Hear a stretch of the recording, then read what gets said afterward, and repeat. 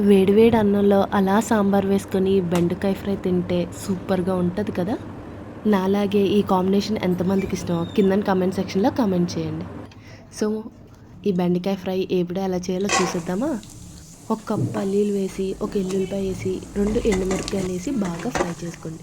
వేగాక అది తీసి ఈ మిక్చర్ అన్నది గ్రైండ్ చేసుకోండి. మళ్ళీ మరిగిన నూనెలోకి ఆవాలు, జీలకర్ర, మినపప్పు, ఎండుమిరపకాయ, కరివేపాకు వేసి ఒక 2 ఆనియన్లు ఫ్రై అవనివ్వండి. ఫ్రై అయ్యాక అందులోకి ముందుగానే కడుక్కొని పక్కన పెట్టుకున్న బెండకాయలు అన్నవి వేయండి. అందులోకి కొద్దిగా ఉప్పు, కారం వేసి బాగా కలపండి. కొద్దిగా మగ్గాక అందులోకి ముందుగానే గ్రైండ్ చేసుకొని మిక్చర్ ఉంటుంది కదా, పల్లీల మిక్చర్ వేస్తే టేస్ట్ అన్నది చాలా బాగుంటుంది అన్నమాట. ఫ్రై అయ్యాక కొన్ని పల్లీలు వేసుకొని దించేసుకోండి, అంతే.